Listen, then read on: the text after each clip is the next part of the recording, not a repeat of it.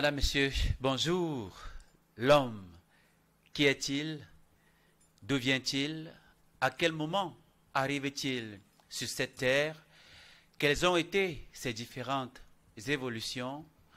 L'origine de l'homme, telle est la thématique que nous abordons ce matin dans le cadre du nouveau numéro de votre émission Kamita sur Kemet Télévision. Mais avant d'entrer dans le vif du sujet et présenter notre consultant permanent en la personne de Tot Abonné, permettez-moi, Madame, Monsieur, chers téléspectateurs, d'invoquer l'esprit de nos ancêtres méritants, afin que tout au long de cette autre édition, qu'il nous inspire la pensée juste, la parole juste et l'acte juste. Je vous reviens très rapidement derrière cette courte transition pour entrer véritablement dans le vif du sujet. À tout de suite.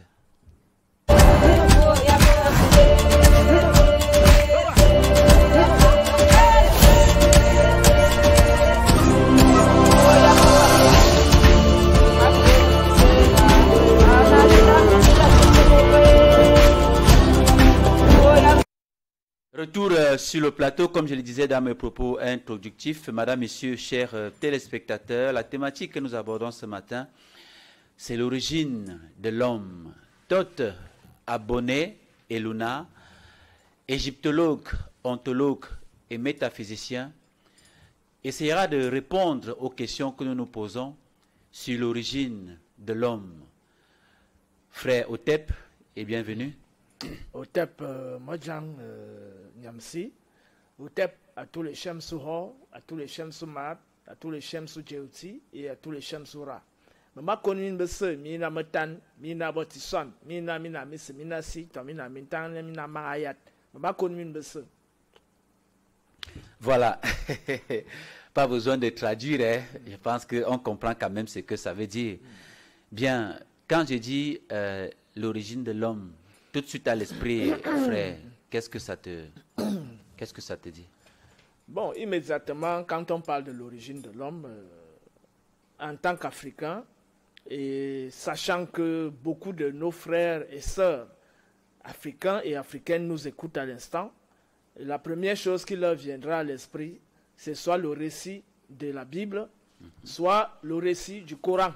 Immédiatement, c'est-à-dire que la thèse scientifique est une thèse, d'après eux, secondaire et parfois même péjorative, car d'après eux et d'après elles, je parle des sœurs et des frères, qui pensent que la Bible est la parole de Dieu, que le Coran est la parole de Dieu, et que ce n'est que là-bas qu'on nous donne la vraie origine de l'humanité. Donc, d'après eux, les thèses scientifiques, ce sont des constructions humaines qui n'ont rien à voir avec la révélation divine. Mais lorsque nous nous penchons sur ces documents, immédiatement, nous remarquons beaucoup d'incongruités, notamment en ce qui concerne les datations. Lorsqu'on s'en tient simplement, on ne va pas s'attarder sur la notion de création d'Adam, comment Adam a été créé, comment on a formé la terre, et comment on lui a soufflé dans les narines, et comment il est devenu un esprit, un vivant et autres. Et plus tard, la femme a été tirée de sa côte. Et tout ça est déjà connu par les téléspectateurs. Mais ce qui attire notre attention, c'est deux choses. La première des choses, c'est que on se pose la question, comment est-ce que la femme a pu être tirée de la côte de l'homme, étant entendu qu'aujourd'hui, il ne manque à l'homme aucune côte, ni à l'homme ni à la femme. Et donc, c'est le premier questionnement. Le deuxième questionnement, c'est au niveau du temps mis. Et on nous dit que Adam a vécu en tout, après sa création dans le jardin d'Éden et jusqu'à sa mort, il a vécu en tout 930 ans. Donc, lorsqu'on additionne l'âge où Adam a commencé à procréer, et on additionne l'âge où son fils qui a perpétué l'espèce, d'après la Bible, a commencé à procréer, on ajoute à cela l'âge où son petit-fils a commencé à procréer. Lorsqu'on additionne tout ça, jusqu'à Abraham, ça fait 2000 ans. Lorsqu'on additionne d'Abraham jusqu'à Jésus, ça fait 2000 ans, ça fait 4000 ans. Et lorsqu'on additionne de Jésus jusqu'en 2023, ça fait 6023 ans d'après la Bible. Ça veut dire que d'après la Bible, de l'Égypte, de la civilisation. D'après la Bible, l'homme existe sur terre depuis 6023 ans. Ce qui est ridicule dans la mesure où le calendrier nubo-égyptien a été élaboré en 4250. C'est vrai, frère. 4236. C'est vrai que tu entres déjà dans le vif du sujet. Oui. On était encore juste là dans les civilités, les présentations. Oui. On va aller de façon progressive et méthodique. Oui. Et je vais rappeler à tous nos téléspectateurs qui nous regardent et nos abonnés sur YouTube à travers Kemet TV que le rôle de cette chaîne de télévision, c'est de promouvoir les valeurs culturelles africaines. Et la démarche que nous abordons ici, je ne cesserai jamais assez de le dire, c'est une démarche scientifique. On s'appuie sur des faits, on s'appuie sur des preuves et nous avons des références et des éléments qui vous permettraient par vous-même, n'est-ce pas, d'aller faire des recherches et vous rendre compte de la véracité ou pas, n'est-ce pas, de tout ce que nous abordons dans le cadre de cette émission. Donc, la thématique que nous abordons ce matin, comme je l'ai dit, c'est l'origine de l'humanité. Frère, la première question que je vais te poser à ce sujet est celle de savoir, est-ce que véritablement l'Afrique est le berceau de la civilisation humaine? Premièrement, pour planter le décor. Oui, effectivement, quand on parle déjà de la civilisation, c'est le parachèvement du génie humain. Voilà. L'Afrique est non seulement le berceau de la première civilisation de toute l'humanité, mais en plus de cela, c'est le berceau même de l'humanité.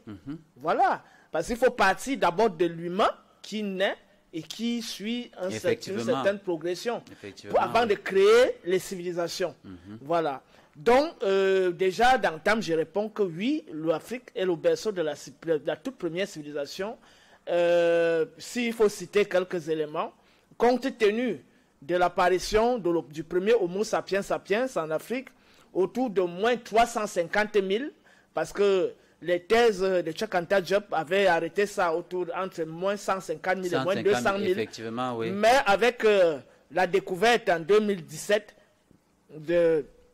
d'un reste de l'Homo sapiens sapiens sorti de l'Afrique qu'on a découvert en Palestine et qui date de 175 000 ans avant l'ère actuelle. Cela a donc poussé les chercheurs, les paléontologues, les archéologues et les historiens à reculer donc cette date à moins 300 000, moins 350 000, voire moins 400 000 aujourd'hui. Donc, si le premier Homo sapiens sapiens est sorti d'Afrique par le détroit de Gibraltar, l'isthme de Suez et le détroit de Bering, le détroit de Bering, avant d'aller peupler les autres peuples, cela signifie qu'il y a d'abord eu une bonne sédimentation de la civilisation en terre africaine. Et cela se justifie par le fait que sur la grotte de le Bombo, qui date de moins 80 000. D'Afrique du Sud. En Afrique du Sud, on a vu des gravures, des triangulations, des formules mathématiques et géométriques. Sur la grotte de Blombos, qui date de moins 38 000, on a vu des séries mathématiques, etc. Moins 38 000, ça dit 38 000 ans avant l'ère actuelle. Et sur la grotte sur l'os d'Ishango, qui date de 25 000 ans, on a vu, 25 000 avant l'ère actuelle, on a vu des séries de mathématiques, des gravures de séries de mathématiques. Et cela montre donc à suffisance qu'avant l'apparition de l'homme du Cro-Magnon, qui est aujourd'hui typiquement l'homme blanc, autour de moins 20 000, parfois ça varie entre moins 20 000 et moins 15 000, et on voit une large distance qui sépare, même la grotte de Lascaux et Chevin en Europe qu'on a découverte, qui date de moins 37 000, n'est pas antérieure les inscriptions qui s'y trouvent ne sont pas enterrées à la grotte de Blombos et à la grotte de Lobombo, découverte en Afrique du Sud. Donc, cela montre à suffisance que les traces de civilisation ont commencé à apparaître en terre africaine. Et je vais plus loin. D'accord, frère. Je souhaite qu'avant d'arriver à l'Homo sapiens sapiens, qui est l'homme deux fois sage comme toi et moi, je souhaite qu'on commence dès le début, c'est-à-dire le premier homme qui est l'Australopithèque robustus. Comment arrive-t-il sur la Terre et à quel moment précis? Avant même d'arriver, on va voir comment est-ce qu'il a évolué et les spécimens qui n'ont pas pu, n'est-ce pas, traverser le continent pour aller coloniser les autres continents. Avant d'arriver même à l'Australopithèque robustus, nous partons d'abord du principe selon lequel la seule zone sur Terre, la seule plaque continentale, parce qu'il faut préciser qu'avant la dérive des continents, c'est-à-dire qu'avant que les continents ne se séparent, dû au phénomène tectonique, à la tectonique des plaques, il n'y avait pas d'être humain sur Terre, il n'y avait pas d'homme sur Terre. Ça, c'est ce qu'il faut déjà dire. Le premier homme apparaît sur Terre, mais la Terre existait déjà. Bien. Le premier homme apparaît sur Terre après la dérive des continents. Parce qu'il y a les gens qui posent toujours la question que, bon, quand il y avait la Pangée, est-ce qu'il y avait l'Afrique, est-ce qu'il y avait l'Europe, est-ce qu'il y avait l'Amérique, est-ce qu'il y avait l'Asie, est-ce qu'il y avait tous ces... Je réponds très rapidement que avant la dérive des continents, avant que les continents ne se séparent les uns des autres, il n'y avait pas d'homme sur la Terre. C'est-à-dire ceux qui sont sérieux peuvent aller vérifier ce que je dis, et je le dis sans hésitation parce que je sais que c'est fondé ainsi. Et d'après les thèses scientifiques arrêtées et acceptées à l'état actuel de la recherche. Deuxièmement, le seul endroit sur Terre où le soleil émettait les rayons de manière verticale, c'est la zone équatoriale, c'est-à-dire l'Afrique, entre l'Afrique équatoriale, les rayons ultraviolets, jusqu'en Amérique du Sud. Voilà la zone où, c'est pour ça qu'on va trouver d'une part la forêt amazonienne et d'autre part la forêt équatoriale. Donc, et c'est dans cette zone que la vie est née, et c'est dans cette zone que la vie pouvait naître. Et effectivement, les animaux, d'après la théorie de Glover, les animaux qui sont nés dans cette zone devraient forcément être pigmentés, c'est-à-dire mélanodèrmes, pour pouvoir résister aux rayons solaires. Ultraviolets. Donc ça veut dire que comme l'homme est un animal, et qu'il est donc né dans cette zone, il ne peut être que noir. Donc le premier homme sur Terre, sur la base de cette thèse des biologistes, des archéologues et autres, certifie effectivement que le premier homme sur Terre est noir. Et la mélanine étant un écran protecteur. Et la mélanine étant un écran protecteur contre les radiations ultraviolettes, parce qu'il faut préciser qu'au premier temps de la Terre, la vie était vraiment rude. C'est d'ailleurs la raison pour laquelle il y a eu les exterminations de certaines espèces comme les dinosaures qui n'ont pas pu s'adapter. Mais les autres animaux qui ont réussi à s'adapter ont donc muté, parce qu'il faut préciser le principe de mutation survient des changements climatiques et atmosphériques et autres. C'est la raison pour laquelle il y a donc des mutations. Et au fur et à mesure que la Terre perdure, il y aura des mutations futures, observables, pas dans 10 ans, pas dans 100 ans, mais dans des millénaires, peut-être voire des dizaines de milliers d'années ou des centaines de milliers d'années. Ça veut dire l'homme abouti comme toi et moi, il est possible qu'il mute encore un jour. Bien évidemment. Il est possible qu'il mute encore, peut-être d'ici 100 000 ans ou d'ici 1 million d'années.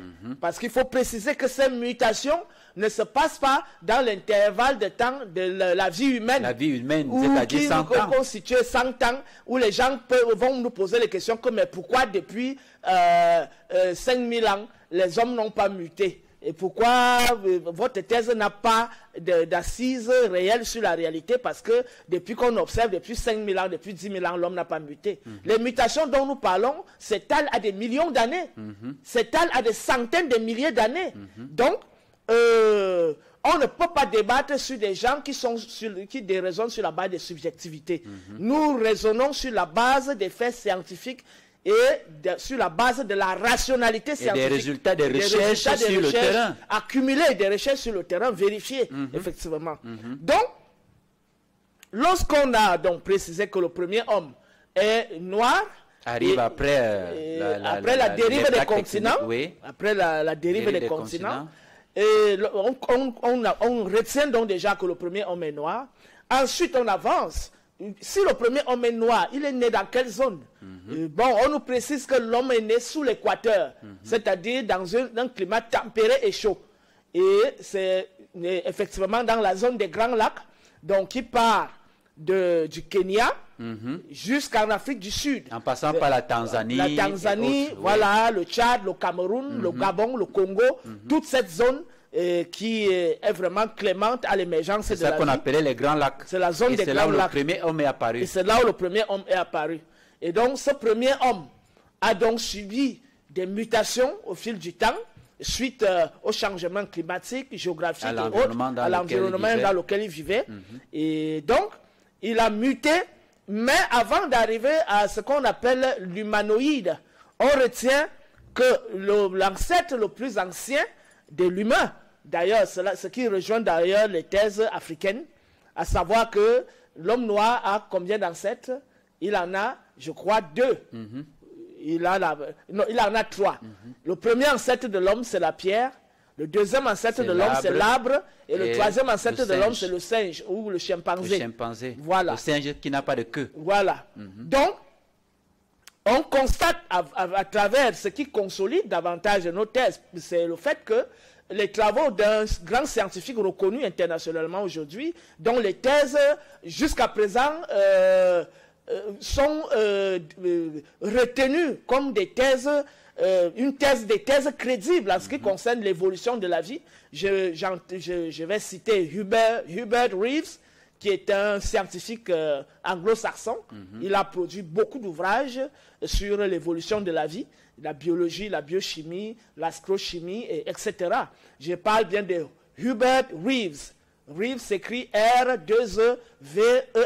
Pour vous permettre d'aller chercher. Pour vous permettre d'aller chercher Hubert Reeves. Donc vous pouvez aller chercher ce nom et vous allez voir ses travaux où il montre qu'à la base, tout part des particules qui s'associent entre elles pour former les atomes et avec l'électron qui tourne autour des noyaux atomiques. Ensuite, sur le principe de valence, ces noyaux atomiques, à travers la figuration des cercles concentriques mathématiques, commencent à s'attirer les uns les autres pour constituer donc plusieurs noyaux atomiques et tels que la composition chimique nous le présente. Il faut préciser que le premier atome, c'est l'atome d'hydrogène. Le deuxième atome, c'est l'atome d'oxygène. Le troisième atome, c'est l'atome de carbone. Et le quatrième atome, c'est l'atome d'azote. Et c'est sur la base de ces 4 atomes qu'il y a donc composition, agglomération de ces atomes pour constituer des molécules.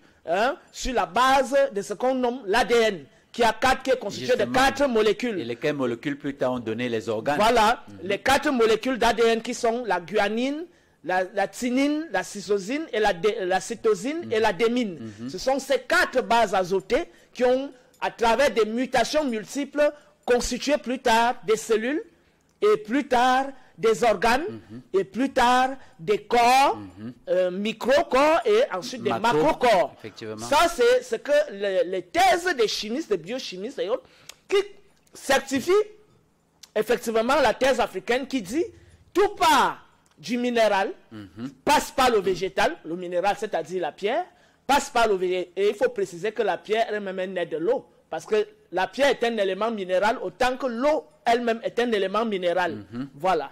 Et donc, ensuite le végétal, ensuite l'animal, ensuite, dans la chaîne animale, on vient donc trouver la chaîne humaine. Parce qu'il faut bien comprendre, parce que beaucoup de gens se posent la question de savoir comment est-ce qu'on a été des pierres, et ensuite comment est-ce que la pierre peut grandir et devenir. Et cela c'est démontrable scientifiquement, où on montre donc à travers chaque pierre a des constituants chimiques.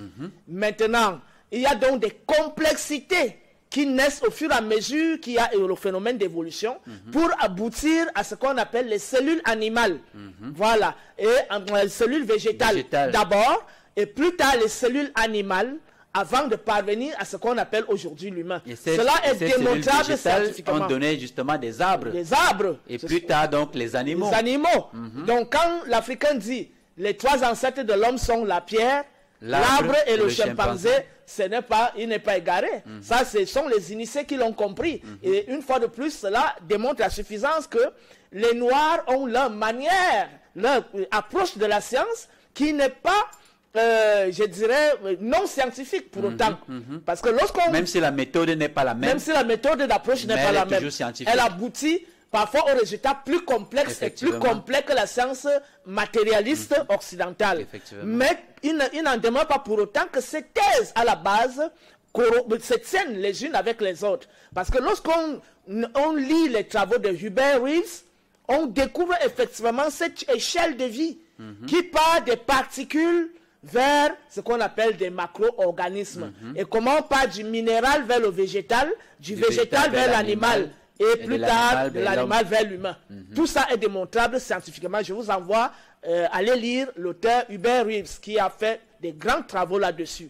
Et il y en a bien d'autres, bien évidemment. Très bien. Donc, lorsque nous avons donc dit cela, on aboutit au fait que le premier homme issu donc de cette chaîne évolutive, parce qu'il faut distinguer l'évolutionnisme darwinien qui a abouti à l'idéologie des gens comme Vacher de la Poule, les gens comme,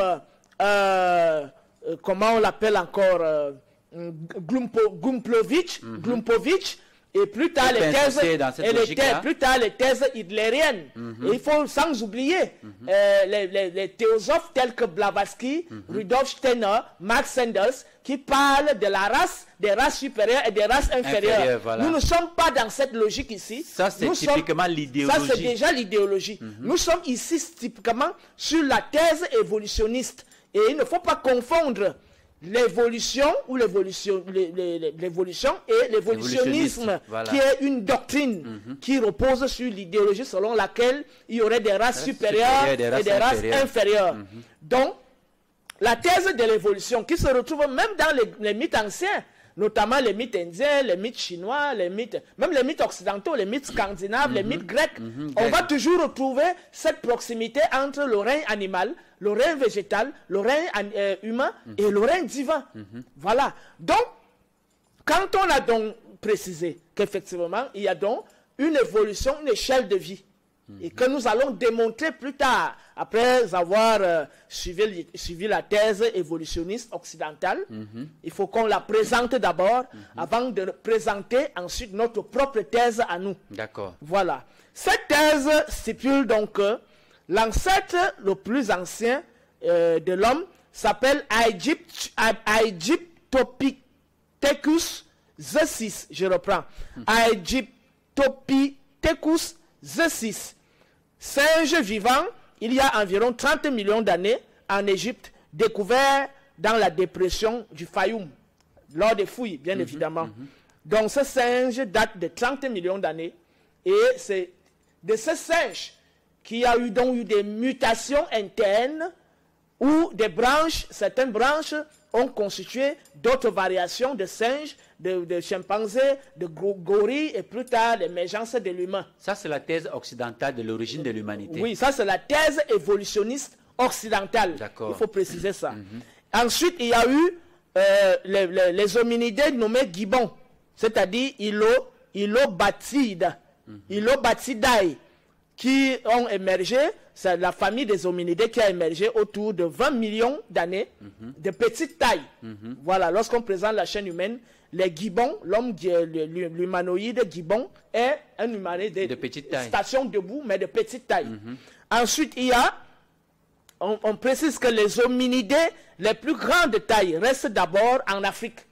Voilà. Donc les hominidés, ce sont les gibbons qui migrent, qui partent peupler les autres continents. Ensuite, on a le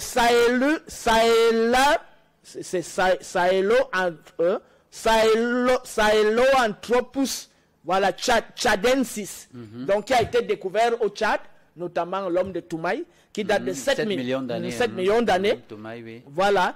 Ensuite, on a l'Australopithèque, qui date de 4 millions d'années.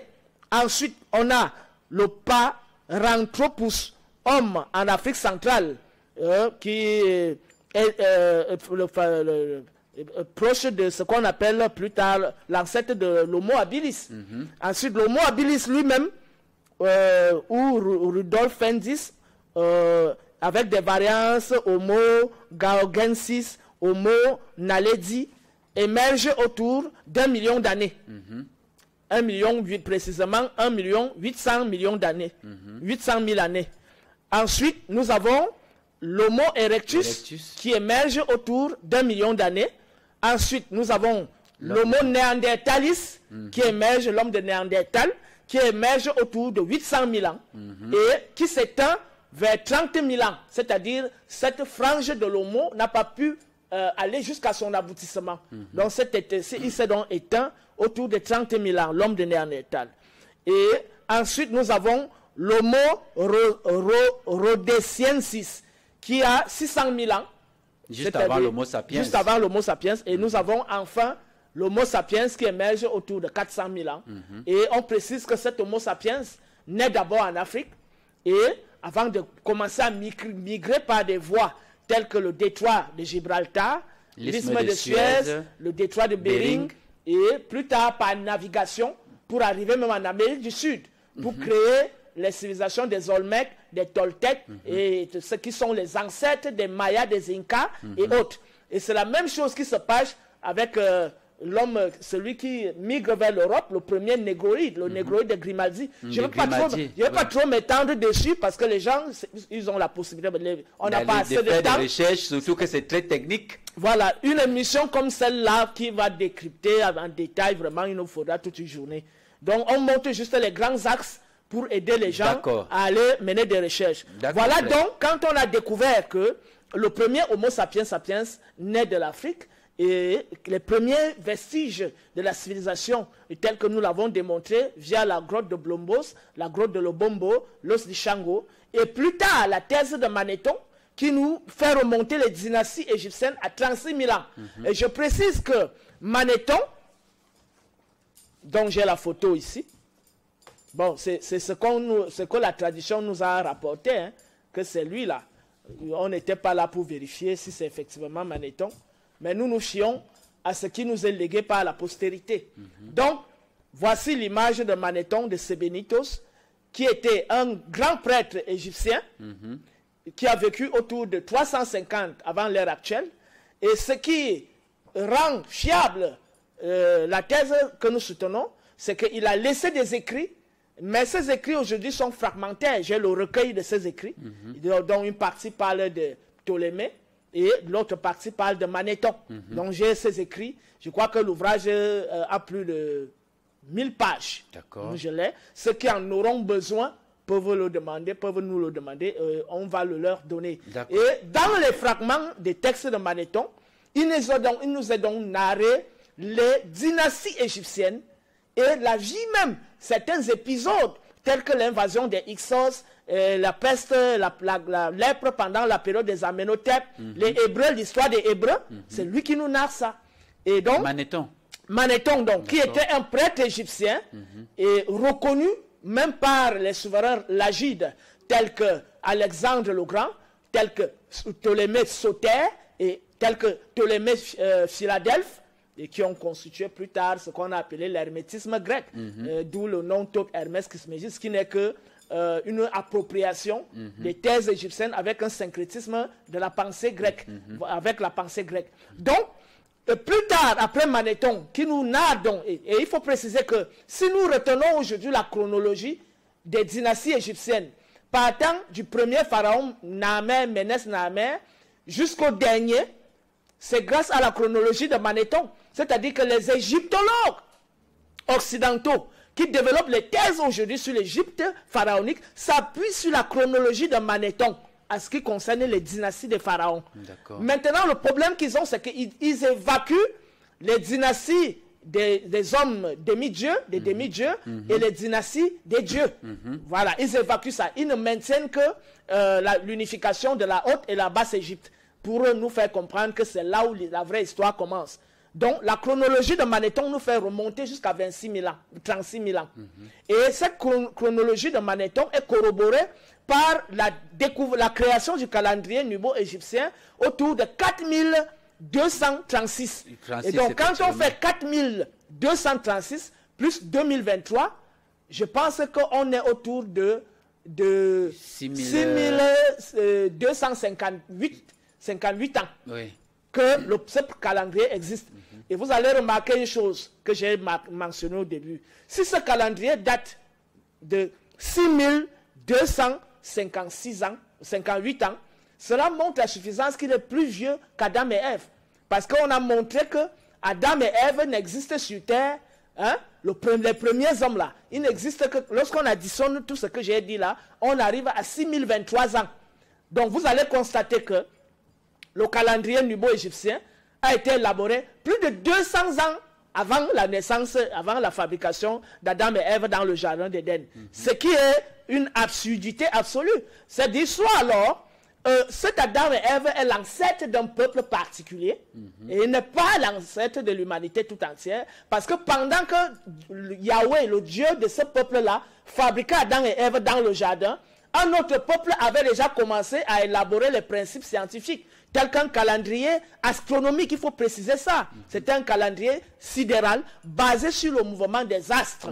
Et ce calendrier retrace le cycle total, global, des rotations, de la translation des étoiles dans le ciel et des constellations qui datent d'environ 25 000 ans. Et on peut citer les Dégons qui sont spécialistes justement dans... Voilà. Donc, cette série d'observations qui a abouti à l'élaboration du calendrier, nous amène à comprendre que finalement, lorsque tous les cycles zodiacaux sont représentés sur ce calendrier-là, l'ère du poisson, l'ère du Verseau, l'ère du Capricorne, il y a tout ça sur le zodiaque de Dendera. Je crois que je l'ai ici. Je ne sais pas si je pense que je l'ai là. Donc, le zodiaque de Dendera, il est là. Nous parlons avec des preuves à l'appui. Vous allez observer sur ce zodiaque tous les signes, tous les airs. Donc, et ça remet effectivement en question ceux qui disent que lorsqu'on part d'une ère à une autre ère, actuellement, ce que les Égyptiens ont fait, c'était le passé. Le monde a changé, les principes métaphysiques ont changé, ce qui est faux, parce que l'homme noir a fait le cycle total de la translation des planètes et des astres, du soleil qui traverse chaque cadran astronomique pour faire donc ce cycle total de la vie. Donc, ces observations qui retracent ce calendrier qui rend compte des observations qui s'étalent à 25 000 ans, montre que avant même que les observations ne commencent, les hommes existaient déjà et les hommes étaient déjà organisés avant de commencer à scruter le ciel et à marquer ce qui apparaît au ciel. D'accord. Et je termine par là. La thèse de Manéthon est corroborée par Charémon, prêtre égyptien qui a vécu au 1er siècle, par Appion, prêtre égyptien qui a vécu au 1er siècle, et par un philosophe grec appelé Lysimaque. Lysimaque s'écrit L-Y-S-I-M-A-K-E. Q-U-E. Donc, les gens qui nous écoutent peuvent aller faire des recherches sur ces noms que je donne et ils vont constater que ces gens disent la même chose en ce qui concerne les dynasties égyptiennes, l'histoire des Hébreux et toutes les crises que l'Égypte pharaonique a connues. D'accord. Nous allons avancer, frère.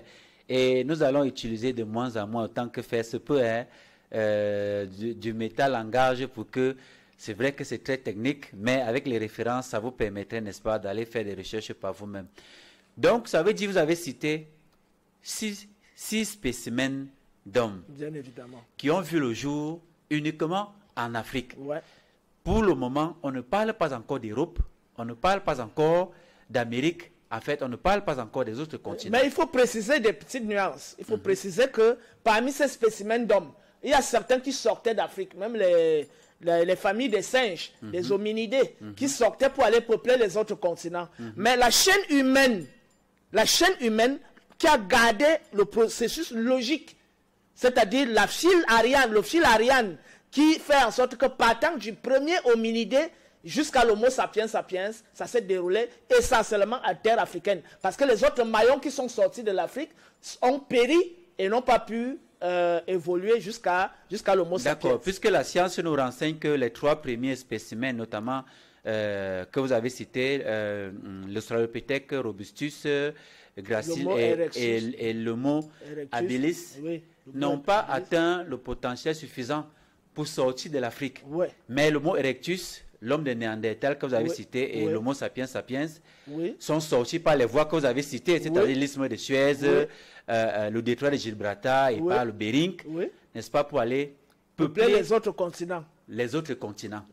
D'accord. Mais l'homme de Néandertal s'est éteint autour de 30 000 ans avant l'ère actuelle. Donc il n'y a que l'Homo sapiens sapiens qui a perduré jusqu'à aujourd'hui. Oui, justement. Et cet Homo sapiens sapiens est sorti effectivement de l'Afrique. Justement, puisque d'après les recherches, une fois que l'Homo sapiens sapiens est allé peupler les Amériques, on n'a pas trouvé les Néandertaliens là-bas. Bien évidemment. C'est seulement l'Homo sapiens sapiens. Bien évidemment. Bien, frère. Maintenant, nous allons avancer. Il y a deux thèses qui s'affrontent sur le domaine de l'hominisation, notamment la thèse monogénétique, celle-là qui s'appuie sur les données de l'archéologie préhistorique. Et maintenant, la thèse polycentrique, qui sous-tend que, une fois les conditions étant réunies, la nature a créé ici un homme blanc, là-bas un homme jaune, de l'autre côté un homme noir. Bon, maintenant, qu'est-ce qui s'est passé pour que l'homme noir mute, afin qu'arrive pour la première fois dans l'humanité le locodème, c'est-à-dire celui qui est considéré comme blanc aujourd'hui, et plus tard l'homme de la chancelade, c'est-à-dire le chinois qui était l'homme jaune. Parce qu'il y a, jusqu'à aujourd'hui, beaucoup n'arrivent pas à s'entendre là-dessus. Certains disent que non, il n'est pas possible que on parte du noir vers le blanc pour devenir blanc. Que forcément la nature, ou alors Dieu, comme il l'appelle, a créé un homme blanc à part, indépendamment du noir.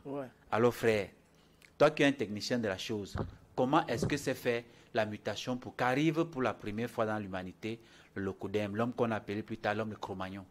La thèse polycentrique est partagée par des idéologues, généralement, qui ne veulent pas avoir une parenté noire ou nègre. Effectivement. C'est-à-dire, on va retrouver cette tendance chez des auteurs tels que, comment on l'appelle, Édouard Churé, dans Les Grands Initiés. C'est de ça qu'il parle. On va retrouver cette thèse chez Elena Petrovna Blavatsky. On va retrouver cette thèse chez Max Heindel, qui est un maître franc-maçon. On va retrouver cette thèse chez tous les théosophes, là, Alice Bailey, Rudolf Steiner, avec toutes leurs tendances et toutes leurs écoles. Et ce sont ces idéologies qui ont influencé, qui continuent d'influencer aujourd'hui les recherches scientifiques. Il faut préciser qu'entre la science objective et la science idéologique, il n'y a qu'un fin, c'est-à-dire un fil très fin qui les sépare. Donc très facilement on peut basculer, partant de la science objective, très facilement pour basculer vers l'idéologie. C'est pourquoi c'est qu'à je parle qu'il faut faire très attention en termes de recherche scientifique et de l'idéologie. Voilà. Et il faut préciser que ce sont les idéologues qui sponsorisent les recherches scientifiques en Europe et en Amérique. Ce sont les idéologues. Pourquoi? Ils les sponsorisent, il faut préciser, mais qui sont les grands banquiers du monde?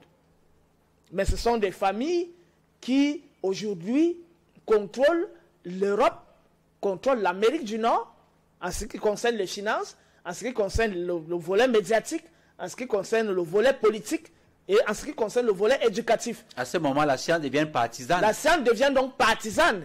Et c'est d'ailleurs la raison pour laquelle vous allez voir beaucoup de déviances aujourd'hui dans la science, où on amène les gens à créer des mutants, c'est-à-dire pour servir l'intérêt de ce groupe-là. En réalité, c'est de réduire la population mondiale et créer ces mutants qui vont remplacer la main-d'œuvre de l'homme naturel, de l'homme normal.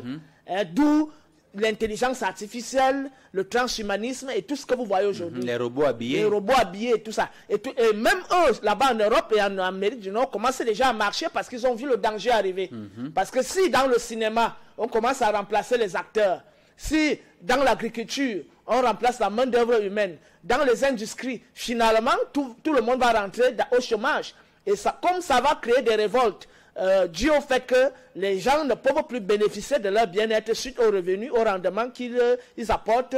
Et ce qui se passe, c'est qu'il faut donc créer maintenant les virus, il faut promouvoir l'homosexualité pour que la perpétuation de la vie, c'est-à-dire la multiplication des humains sur Terre baisse considérablement et soit voire neutralisée. Et sur le plan même de l'agriculture, frère, vous allez vous rendre compte que l'agriculture sont de plus en plus à base des machines n'ont pas la même saveur que la vraie agriculture. Voilà, fait sur la base des techniques naturelles que les anciens ont développées. Donc, aujourd'hui même, au niveau de l'alimentation, on constate de plus en plus de maladies suite au fait que les aliments sont empoisonnés avec les produits chimiques, les engrais chimiques. Et je ne parle même pas des produits pharmaceutiques tels que les vaccins qui nous sont envoyés avec des virus et des poisons pour soit rendre les femmes stériles, soit empêcher les hommes d'être virils et pouvoir procréer. Et parmi les conséquences, nous avons l'espérance de vie qui est de moins en moins importante. Voilà.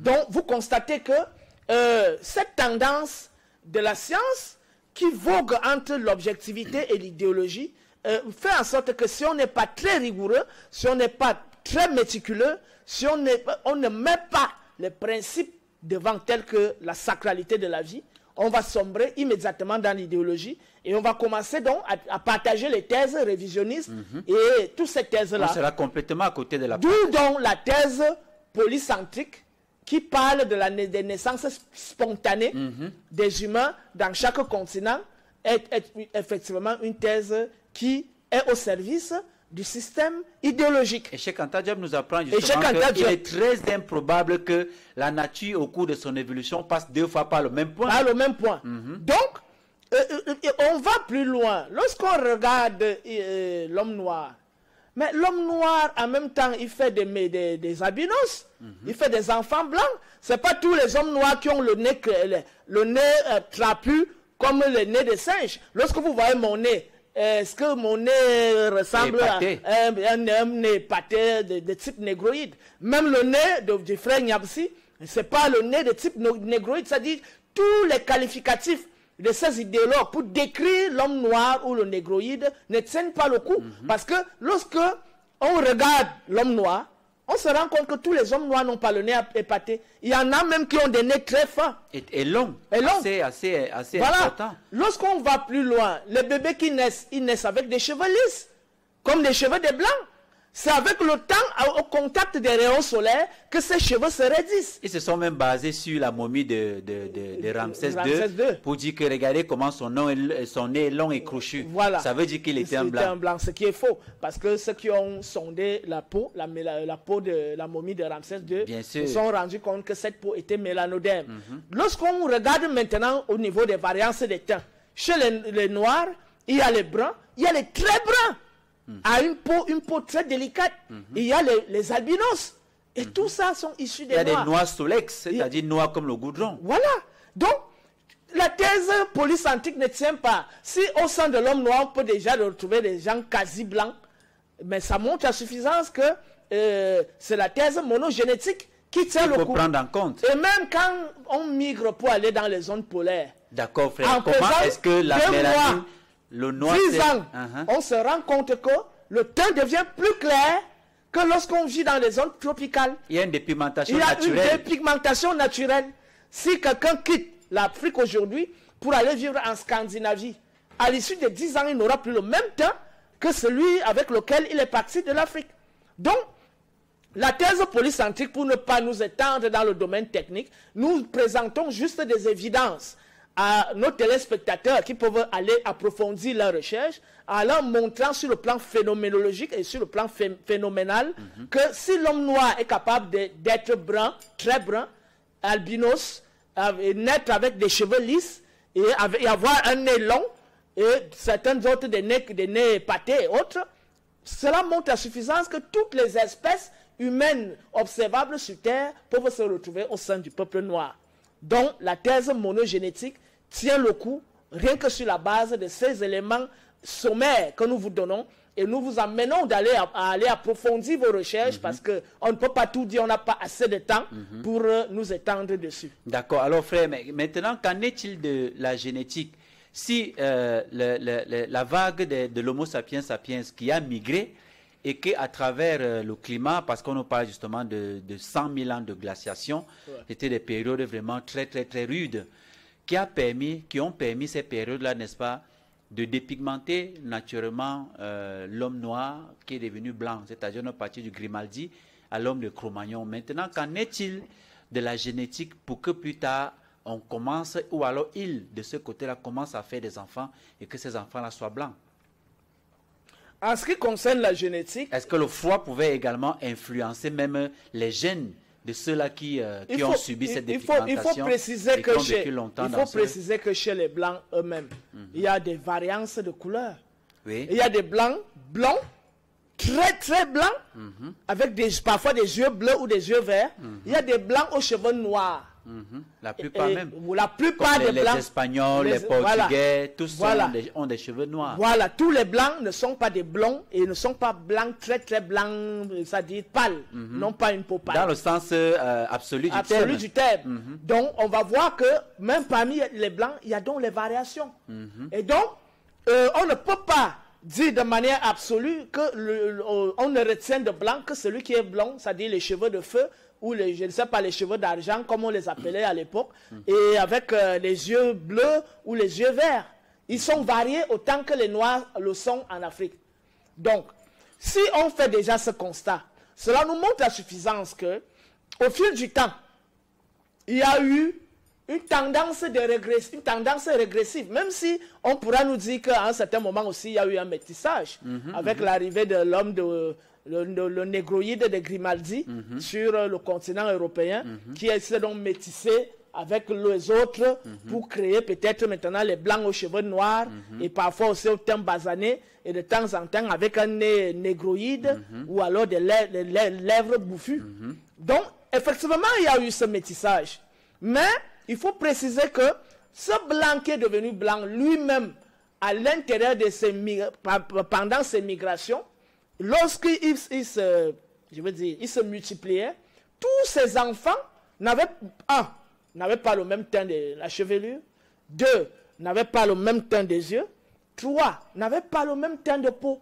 Il y avait des variances, même parmi ce blanc pur, de souche pure, avant le phénomène de métissage. Il y avait donc ces variations, tant sur le plan de la chevelure, que sur le plan de l'aspect du visage, que sur le plan de l'aspect des yeux.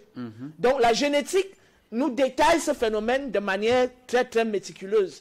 Et comme nous n'avons pas assez de temps, parce que ce n'est pas un coup de génétique ici, nous n'allons pas nous étendre davantage dessus, mais ceux qui veulent davantage creuser peuvent chercher à comprendre pourquoi même parmi le blanc pur, de souche pure, il y a eu donc ces variations. Voilà. Avant maintenant le premier métissage qui s'est opéré avec le négroïde de Grimaldi sorti de l'Afrique.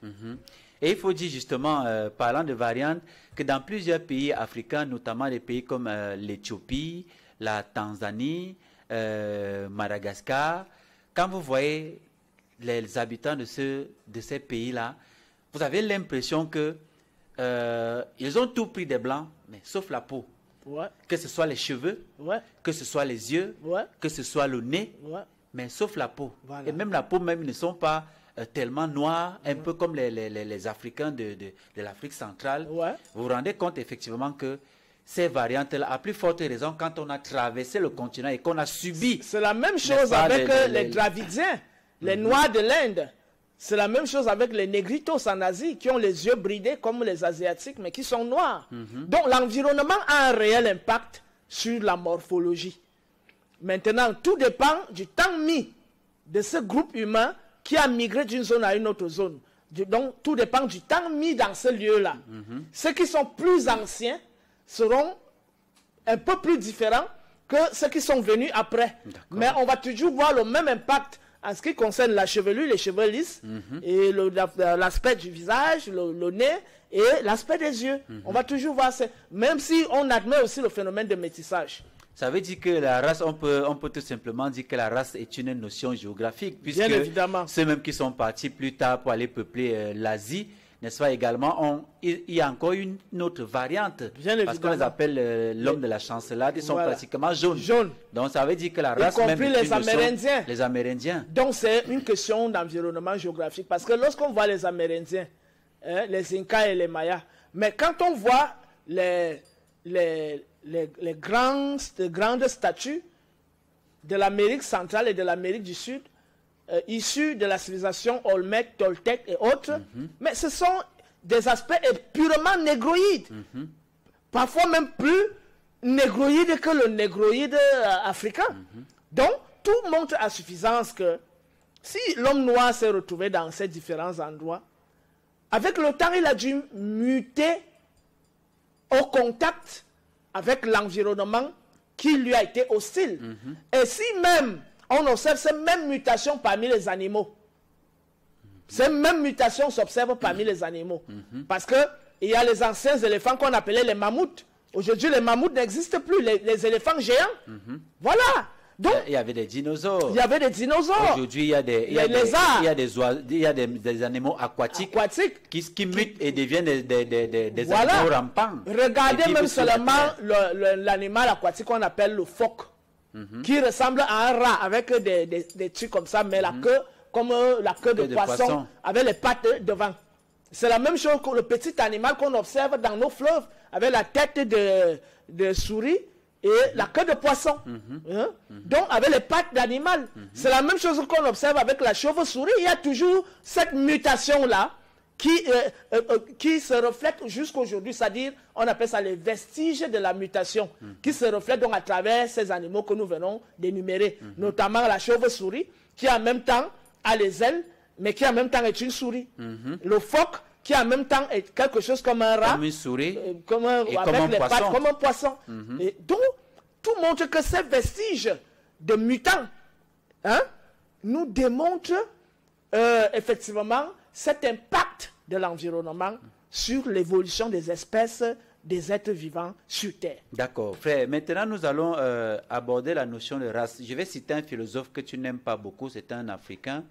Il s'appelle Grégoire Biogo. C'est vrai que son appartenance maçonnique ne nous intéresse pas trop, mais c'est plutôt le résultat de ses travaux qui nous intéressent. Ouais. Il nous fait comprendre qu'en réalité, il n'y a pas de race humaine, mais il y a une espèce humaine avec des phénotypes distincts. Parce que parler de race, c'est comme si c'est donner justement raison à tout cela. Aux thèses racistes. Oui, mais c'est pas lui l'inventeur ou le créateur, l'innovateur de ça. Cheikh Anta Diop a effectivement abordé la notion de variation biologique. Et il précisait variation biologique mélanodème, variation biologique xanthodème, variation biologique leucodème, variation, etc. Il a, dans Civilisation ou Barbarie, il énumère toutes ces variations biologiques. Et justement, il est le premier africain, grand chercheur africain, à évoquer, je veux dire quoi, l'inexistence de la race. Ce qui existe en réalité, c'est qu'il y a une seule race humaine, avec des variations. Voilà, la race noire, en fait, il y a une seule race humaine. En ce qui concerne l'apparence, l'être humain, c'est une seule race. Avec donc des variations biologiques, c'est-à-dire des variations de teint, des variations de cheveux, des variations d'aspect du visage, et même de statut, je veux dire, de gabarit, de structure du corps, etc. Il faut bien préciser, comme tu l'as dit tout à l'heure, en fonction de l'environnement dans lequel il se trouve. Bien évidemment.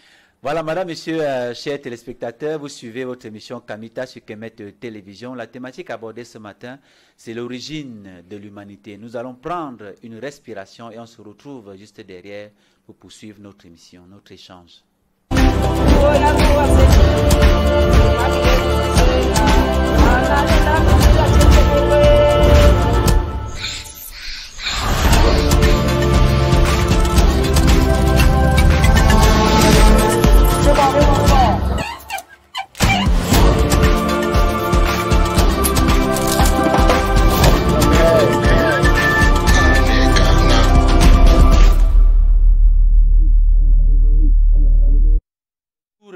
Sur le plateau, l'origine de l'humanité est la thématique que nous abordons ce matin avec le frère Toth Abonné, ontologue, métaphysicien et égyptologue. Alors frère, nous allons revenir sur les insuffisances de l'évolutionniste. Les thèses évolutionnistes. Les thèses évolutionnistes, justement, ceux-là même qui ont dit qu'il y a des races supérieures et puis des races inférieures. Oui, bon, nous ne sommes pas dans l'évolutionnisme. Nous sommes dans la thèse évolutionniste d'après l'approche occidentale. Et nous avons pris un auteur central, à savoir Hubert Reeves, ou alors Hubert Reeves, avec deux E. R, 2 E, V, E, S. Voilà, vous pouvez aller taper cet auteur sur Google et vous allez voir tout ce qu'il a eu à produire en ce qui concerne l'évolution de la vie. Cette thèse tient, mais elle ne rend pas compte de l'aspect, certains aspects, notamment l'intervention des entités qui débordent la compétence de la science. Voilà. Parce que la science se borne sur la phénoménologie matérielle. C'est-à-dire qu'on voit, on dit, bon, chaque particule a une énergie, un magnétisme qui capte l'autre particule, et c'est ça qui fait que ça s'agglomère. Et là, on passe par le processus descriptif, sans comprendre derrière l'intelligence qui agit derrière.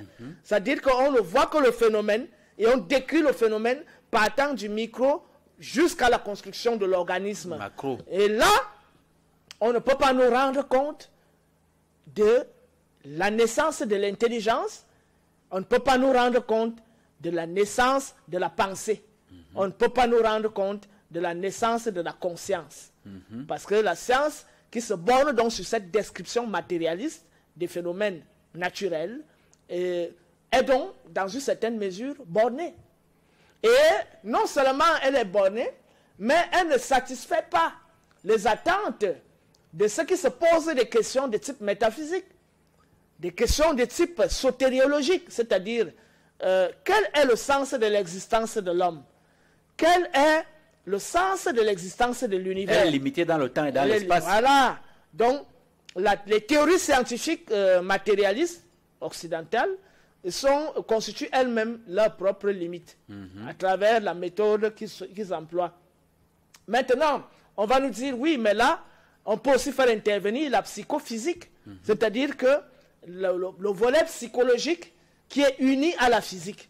Et cette thèse psychophysique est élaborée à travers la fusion des travaux des membres de l'école de Vienne, c'est-à-dire du cercle de Vienne, qui étaient des logiciens et qui étaient capables donc d'établir le rapport entre la pensée, le langage et les éléments de la nature. D'accord. C'est de là que naissent les thèses psychophysiques. Il est bien évident que ces thèses ont été approfondies via des penseurs tels que Carl Gustav Jung, via avec la collaboration des physiciens tels que Wolfgang Pauli, et qui était un physicien qui a fait beaucoup plus des études dans la physique quantique.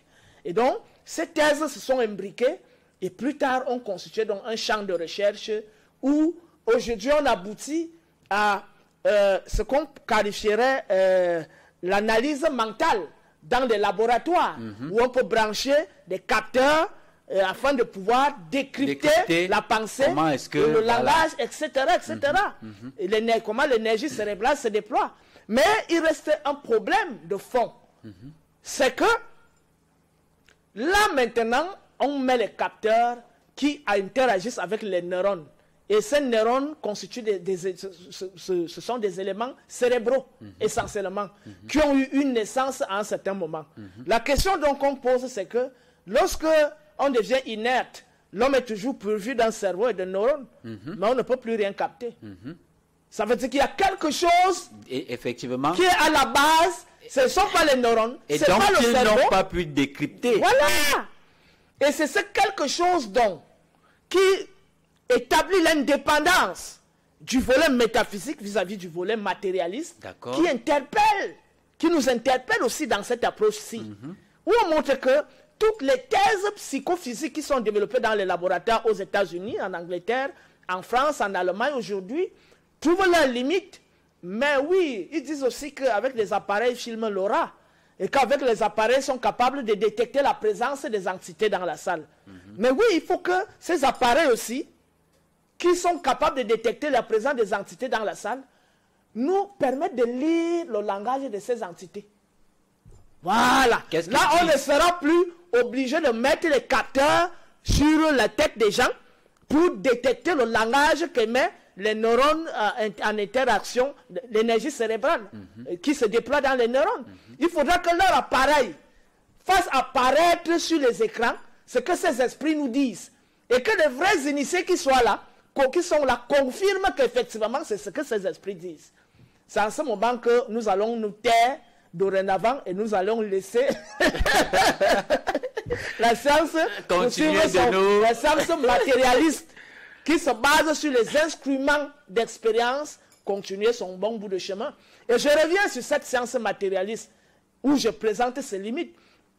Aujourd'hui, dans les thèses quantiques, il est démontré effectivement que on ne peut pas en même temps évaluer l'impulsion d'une particule et mesurer son mouvement. Effectivement. Soit on isole la particule pour la saisir, soit on l'évalue en ce qui concerne les calculs de ses mouvements. On ne peut pas saisir les deux événements au même moment, de manière simultanée. Plus loin encore, cette particule isolée par la captation n'interagit plus avec les autres particules et une fois, en ce moment, l'information de cette interaction est biaisée. Parce que l'instrument qu'on introduit dans la réalité vient perturber l'interaction entre les particules. Et donc les résultats qui en sortent sont des résultats parfois parcellaires, parfois limités, parfois même faux, je veux dire. Donc, les instruments d'expérimentation en laboratoire, et je vais plus loin, le bombardement des particules pour libérer d'autres particules, pour beaucoup plus minimes, afin de pouvoir détecter les variations d'énergie, les forces d'énergie. Mais à chaque fois qu'on bombarde la particule, elle sort de son cadre naturel. Qu'est-ce qui vous prouve que ce qu'elle vous fournit est encore ses propres propriétés? C'est peut-être quand elles étaient regroupées qu'elles avaient une fonction particulière.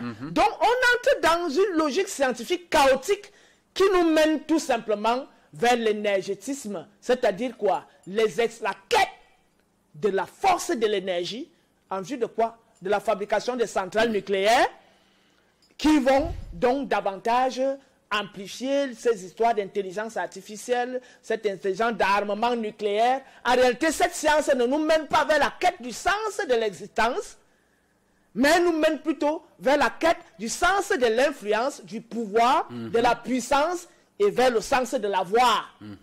Voilà les deux chemins, le sens de la puissance et le sens de l'avoir. Pourtant, la science elle-même aussi devrait créer des ouvertures vers le sens de l'existence, le pourquoi des choses. Or, ce pourquoi relève essentiellement du domaine de l'ontologie et de la métaphysique. Très bien. C'est la raison pour laquelle... J'allais justement te relancer dessus. On sort de l'aspect matérialiste pour entrer dans l'aspect intelligence, conscience, qui relève de quoi en tant qu'ontologue, toi? Bien évidemment. Cela nous ramène à revisiter les mythes. Parce que beaucoup de penseurs occidentaux, partant du 19e siècle jusqu'à l'ère actuelle, sont en train de se poser ces questions. Est-ce que le logos, tel qu'exprimé dans le monde scientifique, compris comme l'art de démontrer par des arguments et par des expériences, ne peut pas trouver un complément avec le mythos, c'est-à-dire le mythe, qui donne une autre fonction de la réalité, une autre essence de la réalité, qui apporte beaucoup plus le sens qu'aux expériences dont nous venons de montrer des limites. Je vais citer des auteurs tels que Martin Heidegger, qui ont posé cette question. Heidegger, l'allemand, oui. Je vais citer des auteurs tels que Arthur Schopenhauer, qui a posé cette question, qui a évoqué la notion des mythes. Il a même parlé des mythes orientaux, le bouddhisme. Il a Là, parlé nous sommes dans l'ontologie. Dans le domaine de l'ontologie et la métaphysique. D'accord. Je vais évoquer des auteurs tels que Mircea Eliade, qui est un historien qui a beaucoup travaillé sur les mythes. Donc, il a travaillé énormément sur les phénomènes d'alchimie, l'aspect du mythe et autres. Je vais évoquer beaucoup de personnes, même l'un des disciples de Kant. Comment on l'appelle encore là, son nom, mais Cohen. Voilà. Et je vais citer pas mal d'autres auteurs qui, à notre époque-ci même, posent les mêmes questions, notamment le philosophe français que nous avons évoqué ici la dernière fois. Comment on l'appelle Yves, je ne sais plus trop quoi. De toutes les façons, son nom va nous revenir. Oui. C'est un philosophe français, justement, qui critique l'approche religieuse et l'approche matérialiste des Michel sciences. Onfray. Michel Onfray, voilà, merci. Merci de nous... Donc, même chez eux, on trouve déjà des personnes qui pressentent et qui découvrent, au fond, que l'orientation occidentale de la science et de la société mène vers le péril. On peut également même citer Edgar Morin. Edgar Morin, bien qui est évidemment, dans cette même logique qui est dans la même logique. Et qu'il faut repenser la méthode scientifique. Il faut repenser ce qui devrait être sacré. Parce que pour aujourd'hui, qu'est-ce qui est sacré pour l'occidental? Ce sont les désirs, les plaisirs, la volonté de puissance. La richesse, la domination. Les désirs, les plaisirs, l'avoir, la volonté de puissance. Voilà ce qui est sacré chez eux. Mais ce qui est sacré et qui reste sacré chez les hommes noirs, c'est la vie. La vie. C'est elle qui est sacrée. Et donc l'humain ne peut pas être chosifié. La nature ne peut pas être désacralisée. Parce qu'ils ont procédé par la désacralisation de la nature pour qu'on aboutisse à ce que nous avons aujourd'hui. Parce qu'il y a eu une bonne préparation idéologique depuis la période de la Renaissance occidentale, en passant par le siècle des Lumières. Toute cette période consistait en la désacralisation de la nature, sous le prétexte d'une rationalité cartésienne, qui devrait donc commencer à regarder la nature comme une chose et comme un réservoir d'énergie dont on doit user comme bon nous semble. Avec tout le gaspillage des sociétés occidentales, la surproduction, la surconsommation et le gaspillage que nous observons. Et aujourd'hui, eux-mêmes disent que la méthode cartésienne est obsolète. Bien évidemment. Au profit, par exemple, de la physique quantique et autres. Donc, lorsque nous avons donc émis ces limites, qui s'observent même déjà chez eux, cela nous permet immédiatement d'embrayer avec l'approche mythologique. Maintenant, avant d'aborder l'approche mythologique, il faut que je définisse d'abord ce que c'est que le mythe. Le mythe est défini à 3 niveaux. Le premier niveau du mythe, c'est un récit populaire, légendaire, qui raconte un fait, donc qui peut être une imagination pure et simple, mais qui permet de donner une explication à quelque chose. Des contes, des fables, oui, des les choses fables, comme ça, oui, qui n'existent pas, mais qu'on explique pour donner un sens à quelque chose. Voilà. Il y a maintenant un deuxième niveau du mythe. Un mythe peut donc être inventé. Un mythe peut être inventé comme les allégories, notamment le mythe de la caverne, pour expliquer ce que les mots ne peuvent pas dire. Maintenant, on explique les choses par image. Voilà. Un peu comme les proverbes. Voilà, les proverbes. Pour vous amener à comprendre quelque chose, on vous prend des exemples simples, banals, terre à terre, mais qui doit être compris niveau par niveau, en fonction, c'est d'ailleurs la raison pour laquelle ces proverbes sont enseignés, en fonction des niveaux. Il y a le premier niveau des enfants peut-être de 3 ans, de 5 ans, on leur donne une explication terre à terre. Quand ils ont 9 ans, on monte un peu. Quand ils ont 16 ans, on monte un peu. Sur le même fait. Sur le même fait. Et donc il y a plusieurs niveaux de compréhension du même phénomène. Ça, c'est le deuxième niveau du mythe. Le troisième niveau du mythe maintenant, c'est l'affaire d'une contemplation issue de l'expérience d'un initié. Ça veut dire quoi? L'initié, c'est celui qui commence à mener l'expérience via ses organes de sens. L'observation, l'ouïe, le goût, l'odorat, le toucher, etc. Il commence d'abord à sentir le monde. Ensuite, il évolue d'un cran, il passe par l'intuition qui lui permet d'appréhender, d'avoir des flashs de pensée ou des flashs d'images qui lui révèlent des choses que sa sensibilité naturelle ne peut pas saisir. Et ensuite, il va plus loin, l'initié, au niveau de l'exploration des rêves.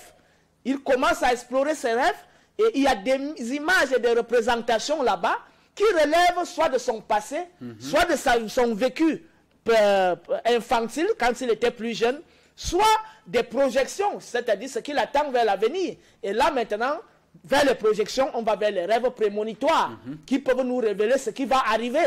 Ça aussi, c'est l'exploration de l'initié. Mais il faut préciser que dans ces rêves-là, dans le sommeil, lorsqu'on dort, il y a une frontière entre le rêve et une frontière entre le rêve et la conscience. Lorsque celui qui dort devient conscient dans son rêve, il devient ce qu'on appelle généralement un sorcier. Parce que là-bas, il agit consciemment, il fait tout ce qu'il veut et il va partout où il veut. Donc le rêve lui-même, le sommeil lui-même qui mène soit vers le rêve, soit vers la conscience onirique, est un chemin initiatique qui permet donc à l'homme de découvrir les potentialités qui sont en lui, qui sont latentes en lui, et qui sont latentes en lui, et qui peuvent donc s'éveiller à travers certains exercices. Je prends des exemples simples pour qu'on se comprenne. La jeune fille qui naît et qui a 7 ans, elle n'a pas les seins. Mais à partir de 13 ans, 14 ans, les seins commencent à sortir. Ça veut dire que c'était latent en elle, c'était en elle. Et à un certain moment, ça commence à se manifester. C'est donc exactement les mêmes capacités. La capacité de lire dans les pensées, la capacité de penser exactement la même chose avec les autres, la capacité d'entendre à des dizaines de kilomètres à la ronde, la capacité de voir ce qui va arriver, la capacité d'aller même dans d'autres dimensions pour aller expérimenter les choses qui se passent de l'autre côté. Est-ce qu'il n'y a pas un risque de se tromper, frère Todd? Il n'y a pas un risque de se tromper à condition que tout cela soit encadré. Parce que il est vrai qu'aujourd'hui, beaucoup de jeunes veulent se lancer dans les initiations. Mais les initiations qui se passent entre 2 personnes là, ce n'est pas prudent. Les initiations traditionnelles africaines se passaient toujours en communauté. C'est-à-dire qu'il y a au moins 10 personnes qui veillent au bon fonctionnement du processus initiatique de l'aspirant à l'initiation.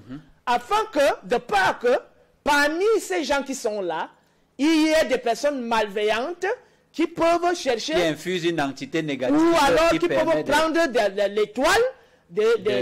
Voilà. Donc c'est pour ça que dans l'Afrique traditionnelle, je conseille ça aux jeunes, c'est-à-dire quand vous voulez aller vers les initiations, veuillez aller vers des confréries où il y a plusieurs personnes. Au moins 2 ou 3 ou 4 personnes parmi ce groupe dira que non, ce que vous voulez faire là, arrêtez. C'est pas comme ça, c'est pourquoi vous voulez faire ça à cet enfant. Et c'est pour ça que l'Afrique a toujours fonctionné en termes de confréries collectives.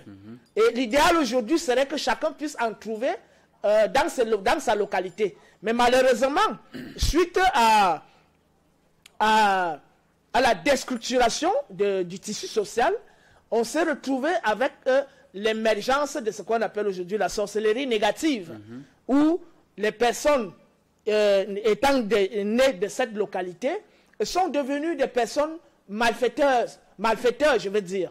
Suite à quoi? Suite à un manque de discipline initiatique. En réalité, c'est qu'on leur transmet juste une entité, et cette entité déborde leur capacité psychique et physique, et cette entité les conduit à faire des désastres. Alors que l'initiation est d'abord une préparation physique, une préparation psychique mentale, avec la maîtrise de soi, la compréhension des lois de l'univers, avant de réveiller maintenant les potentialités et de pouvoir nous connecter à telle ou telle réalité. Aujourd'hui, les confréries qui maîtrisent encore ce processus initiatique sont de plus en plus rares. Mais nous en connaissons. Nous en connaissons. Nous pouvons garantir ceux qui nous écoutent que ces confréries existent encore bel et bien. Maintenant, je vais donc évoluer. Donc, ça veut dire que il faut savoir lire ces 5 sens. Oui. C'est-à-dire l'acquaintance entre toi-même et le monde qui nous entoure. Oui. Il faut commencer déjà par ce travail-là et avoir une certaine évolution. Ça veut dire que vous convoquez également la dimension spirituelle dans le processus. Bien évidemment. C'est pour ça que j'ai dit que la connaissance commence par les sens, par la sensibilité. Elle se poursuit par les intuitions. Elle se poursuit par les rêves, l'exploration des rêves.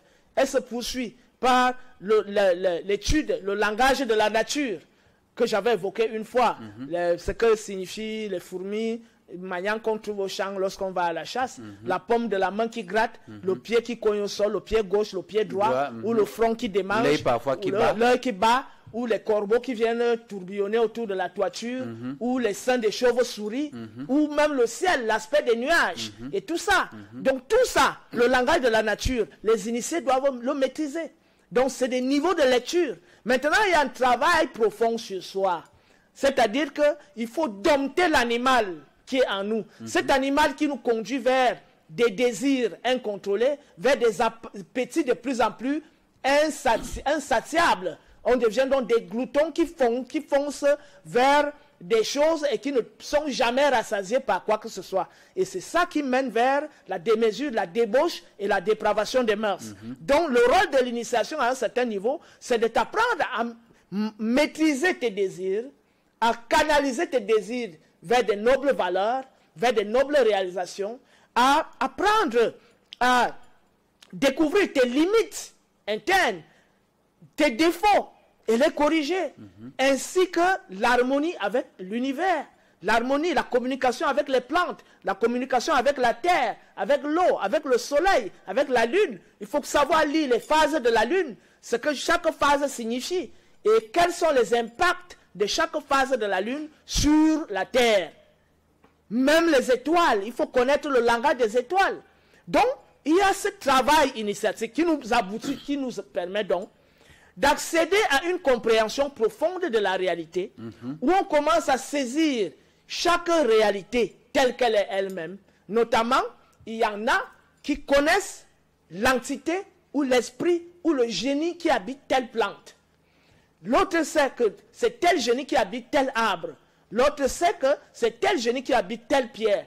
C'est ce que les sciences empiriques appellent les propriétés des éléments. Les propriétés. Bon, mais sauf qu'ils nous limitent sur une structure matérielle, c'est-à-dire la structure atomique, qui ne rend pas compte de l'intelligence qui agit dans cette plante, qui ne rend pas compte de l'intelligence qui agit dans ce minéral, qui ne rend pas compte de l'intelligence qui agit dans cet élément qui peut être l'eau, qui peut être le feu, qui peut être la terre, qui peut être l'air. Donc, le rôle du mythe, qui est le dernier niveau, c'est-à-dire que l'expérience de l'initié, le mythe est donc l'expérience de l'initié qui, ayant atteint son aboutissement et son accomplissement, permet à l'initié d'abord de se rassurer que ce qu'il a vu, il comprend cela. Car ce n'est qu'après avoir compris ce qu'on a contemplé qu'on peut expliquer. Et je précise, il y a beaucoup de gens qui voient des choses, mais qui ne sont pas capables de les expliquer. Parce qu'ils n'ont pas encore atteint le vrai niveau d'initiation. Donc il ne suffit pas d'avoir les yeux ouverts pour voir les esprits. Mais il faut être capable non seulement de comprendre le fonctionnement des choses, mais de pouvoir les expliquer et plus tard de pouvoir les codifier à travers le symbolisme, notamment hiéroglyphique, à travers le symbolisme mathématique qui aboutit donc à ce qu'on appelle le fondement de la science. Parce que c'est la logique, les mathématiques qui fondent la science. Car la physique ne tient compte que de la force et des interactions des forces. Maintenant, ces interactions sont décryptées mathématiquement. Et c'est sur la base de cette mathématique et de ces interactions observées qu'on est donc capable de construire des concepts, des théories et de pouvoir élaborer des champs d'expérience, des champs de vérification de ce qu'on aura observé et pouvoir maintenant transformer cela de manière technique et que cela aboutisse plus tard soit vers l'art, soit vers la technologie. Donc, le mythe est donc les trois niveaux bien évidemment les trois niveaux de définition du mythe.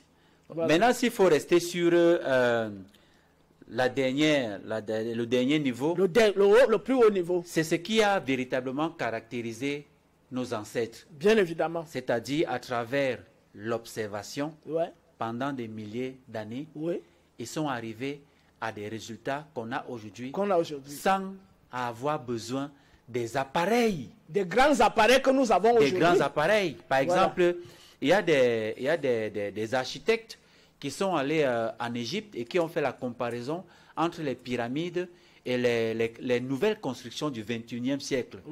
Mais ils savaient que la marge d'erreur était plus sur les nouvelles constructions du 21e siècle que sur des pyramides à une époque où ils n'avaient pas encore les échafaudages, ils n'avaient pas encore ces outils-là, n'est-ce pas, pour bâtir les pyramides qu'on n'a pas pu reproduire dans d'autres pays aujourd'hui. D'où la nécessité donc de l'approche initiatique pour l'exploration de la structure métaphysique de l'univers. Parce que les outils scientifiques, comme je viens de montrer la limite, ne pourront jamais nous permettre d'atteindre le cœur et l'essence des choses. Il n'y a que le volet initiatique et une vraie initiation, pas les pseudo-initiations où on sodomise les gens, parce qu'il faut déjà dénoncer ça ici. Où on vous demande d'aller manger les clitoris, de boire du sang. Nous ne prenons pas ce genre d'initiation sur ce panel. Nous parlons d'une véritable initiation qui part d'une discipline de soi, du respect de la vie, de la découverte des lois de l'univers et lesquelles lois elles-mêmes qui gouvernent notre structure. Et c'est sur la base donc de cette approche initiatique que je vais sur cette approche que mon discours, il nous reste 10 minutes d'émission, sur l'origine de l'homme va culminer, afin de montrer que nous nous démarquons de l'approche matérialiste, effectivement, de la théorie évolutionniste, qui n'est pas mal pour nous concentrer actuellement sur la thèse, notamment métaphysique, ontologique et métaphysique, ontophénoménologique, je préfère employer ce terme. Donc, au départ, il y a une présence invisible que nos ancêtres ont nommée Imana, c'est-à-dire l'immanent, c'est-à-dire quelque chose qui est là, qui est une présence, mais qu'on ne peut pas voir, qu'on ne peut pas toucher, qui n'a aucune forme, qui n'a aucun aspect. Donc c'est ça que les orientaux ont appelé le sans forme, ou l'inapparent, ou alors le non manifesté. Et c'est de cette présence invisible qu'il y a donc une suite de vibrations. Et c'est cette suite de vibrations que nos ancêtres ont nommé nous ou nun, c'est-à-dire les ondes. Et suite à cette suite de vibrations qui va en s'accélérant, suivant les fréquences, il y a donc surgissement de la lumière. Et cette lumière qui éclate laisse émerger le feu, qui est la chaleur, parce qu'il y a une lumière qui n'est pas brûlante, et il y a une lumière qui est brûlante. Il y a deux types de lumière. Il y a une lumière qui ne brûle pas, et il y a une lumière qui brûle. Qui est un peu plus chaude. Qui est plus chaude. Donc, il y a la différenciation de cette lumière qui est montée, avec le feu qui est descendu, et ce feu, à travers sa fusion, parce que ce feu, il faut préciser, c'est quoi? C'est Atumra. C'est une double spirale qui est le symbole de la polarité. Et lorsque cet atome se différencie, la lumière monte, le feu descend, l'air chaud descend, l'air froid descend, ensuite l'eau se manifeste, et plus tard, la pierre se manifeste d'abord, et plus tard la terre qui est cultivable, parce que la terre cultivable naît de la pierre, naît de l'érosion de la pierre, dû au phénomène aquatique, notamment avec les algues marines qui se déposent sur la pierre, qui rongent la pierre et qui fait que la pierre devient la terre. Est-ce pourquoi dans certains endroits, quand on cultive, on trouve beaucoup de pierres, justement? Bien évidemment. Voilà. Donc, nous voyons donc que lorsque la lumière monte, le feu descend, l'air chaud, l'eau, l'air froid, l'eau, la pierre et la terre. C'est déjà quelque chose de spatialisé, partant du haut vers le bas. C'est ce que nos ancêtres ont nommé Ra. Ensuite, Chou, l'air, Tefnout, l'eau, Geb, la terre.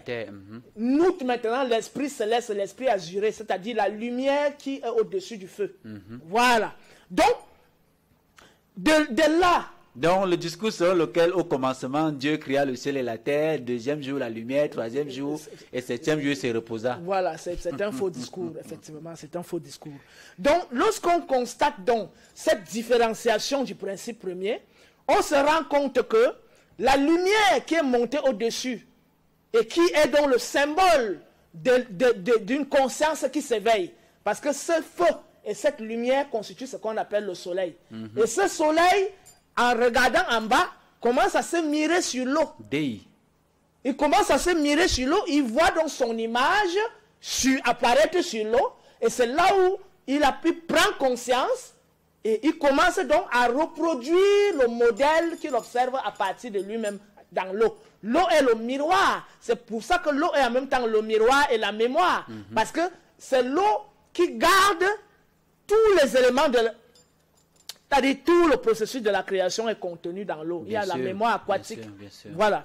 Donc, lorsque cette lumière et cette flamme commencent donc à se mirer, il y a donc une prise de conscience. C'est de là donc que cette conscience commence donc à produire des formes. Et les premières formes à exister, ce sont des formes ondulatoires, c'est-à-dire qui ressemblent au serpent et au poisson. Et ensuite, ces formes seront de plus en plus complexes parce que ces formes sont issues des rayons lumineux qui sont émis sur les ténèbres et qui éclairent l'eau qui est dans les ténèbres. Et les essences qui étaient donc dans l'eau commencent donc à prendre des formes en contact avec les rayons lumineux. Et c'est sur la base de ce contact que ces essences, ces larves qui étaient dans le noun éternel, c'est-à-dire les ondes primordiales éternelles, se contactent avec la lumière, que la conscience naît donc dans chacun de ces éléments. Il y a donc activation et il y a formation. Et cette formation part effectivement de la plus petite étincelle qui produit des formes ondulatoires, et lesquelles formes ondulatoires, à travers des accouplements qu'on observe notamment dans l'arbre de l'ADN, c'est-à-dire des mélanges de noyaux atomiques pour muter et donner des formes de plus en plus complexes. Et donc, cette lumière est le symbole de la conscience qui se fait à partir du monde minéral. Justement, et c'est la raison pour laquelle on va voir des formes géométriques apparaître dans le monde minéral, notamment dans le cristal, dans le diamant. Et cette forme géométrique n'apparaît pas par hasard. C'est parce qu'il y a déjà une conscience immanente au monde minéral. Justement, de façon chronologique, l'arrivée des êtres vivants sur la Terre, on a commencé par le monde aquatique. Oui. Après les animaux rampants, les animaux aquatiques, après les animaux rampants. Bien évidemment. Après les animaux à quatre pattes et ensuite les animaux volants. Et il faut expliquer que dans l'eau, il y a déjà tout ça. Dans l'eau, il y a les oiseaux de mer. Mais moi, j'en ai vu, j'étais très étonné de voir un oiseau avec la queue d'oiseau et un bec d'oiseau, mais un oiseau de mer, pas un oiseau qui vit dans les airs, un oiseau de mer. Dans l'eau, j'ai vu des plantes qui sont animées, des plantes animées. Voilà. Dans l'eau, j'ai vu des mutants, tels que le phoque et tout ce que nous avons énuméré. Dans l'eau, en réalité, il s'agit de quoi? C'est que toute la vie, c'est pour ça que je dis c'est sur le contact de la lumière et de l'eau que les larves éternelles, les principes éternels qui reposaient dans les ondes cosmiques ont pris conscience et ont commencé, parce qu'il a d'abord fallu que le démiurge Atum prenne conscience de lui-même en se mirant sur l'eau, et en se mirant, il éclaire maintenant tout ce qui est dans l'eau avec ses rayons, et chacun de ces rayons atteint chaque réalité, potentialité aquatique, anime cette réalité d'une énergie qui permet et donc cette de réalité se développer. prend conscience d'elle-même et elle commence donc elle-même à se développer. À prendre des formes. Et à travers ces formes naît un processus d'accouplement. Parce que il faut que je donne quelques détails. Il nous reste une minute. Il nous reste une minute. De la lumière naît l'intelligence. Du feu naît le désir. De l'air naît la mobilité. De l'eau naît la mémoire. Et c'est-à-dire l'eau qui est le miroir. De cette eau naît la mémoire. Parce que lorsque le soleil se mire, l'eau capte ce mirage, cette conscience et garde cela. On va reprendre ça, frère, pour qu'on comprenne bien. On va reprendre. Je reprends. De la lumière naît l'intelligence. Du feu naît le désir. De l'air naît la mobilité. De l'eau naît la mémoire. Parce que lorsque la lumière et le feu, c'est-à-dire le soleil, se mise sur l'eau, l'eau capte ces rayons. C'est d'ailleurs la raison pour laquelle on peut animer l'eau avec les paroles. On charge l'eau pour que cette eau ne soit bénéfique ou maléfique. Donc, lorsque le soleil se mise sur l'eau, l'eau capte donc ça. Il charge l'eau de cette énergie. Voilà, et c'est maintenant ce qui reposait au sein de l'eau. Chacun de ces éléments s'active et prend une forme. Et plus tard, naissent donc des corps. Et je vais chuter par là en montrant que si donc l'homme est un élément de la nature, étant entendu que la pierre en lui, ce sont les os avec les dents, étant entendu que les herbes en lui, ce sont les barbes, les cheveux et les poils, étant entendu que la terre en lui c'est la peau et la chair, étant entendu que le feu en lui c'est la chaleur qui anime son corps et qui se manifeste par la pensée et la parole et les émotions et les désirs, ce feu-là, étant entendu que l'eau en lui, les rivières, les mers, les fleuves sont le sang qui coule en lui et qui se manifeste par les vaisseaux sanguins. Donc, les mers sont les artères, les rivières, les ruisseaux sont les veines, les capillaires, et les vaisseaux sanguins de plus en plus petits. L'éruption volcanique en lui, c'est le jaillissement du sperme, tant chez l'homme que chez la femme. Les éclairs en lui, c'est l'orgasme, c'est-à-dire ce qu'on appelle la jouissance interne, qui se déploie du sommet de la tête jusqu'à la base de la colonne vertébrale, et qu'il atteint comme l'éclair qui se manifeste au ciel comme il pleut. Et lorsque maintenant il commence à pleuvoir, c'est l'éjaculation, c'est-à-dire la manifestation du sperme, ou alors l'écoulement des larmes aux yeux. D'accord. Donc, l'homme est donc tout simplement un élément de la nature. Et je termine en disant, les yeux en lui, c'est la lune et le soleil. Et l'intelligence divine en lui, c'est la pensée et l'intelligence qui se manifeste. Très bien. Il est donc le résumé de la nature. Sacré tout abonné. Merci infiniment, frère. Merci infiniment. J'espère, madame, monsieur, chers téléspectateurs, qu'à travers le caractère technique de ces enseignements, je peux appeler ça enseignement ce matin, vous aurez quand même l'occasion, n'est-ce pas, de saisir la quintessence de ce qu'il voulait dire par là. Merci infiniment de nous avoir suivis. Merci également à toi, frère Tot. Merci à toute l'équipe technique. Sur YouTube, Kemet Télévision sur YouTube, abonnez-vous massivement pour non seulement voir les émissions de Kamita, les émissions également à Cannes, qui sont les émissions que nous produisons ici dans le cadre de Kemet Télévision, dont le rôle est de promouvoir les valeurs culturelles africaines. Nous vous disons merci une fois de plus, madame, monsieur, chers téléspectateurs, et à samedi prochain pour la prochaine édition. Bien le bonjour.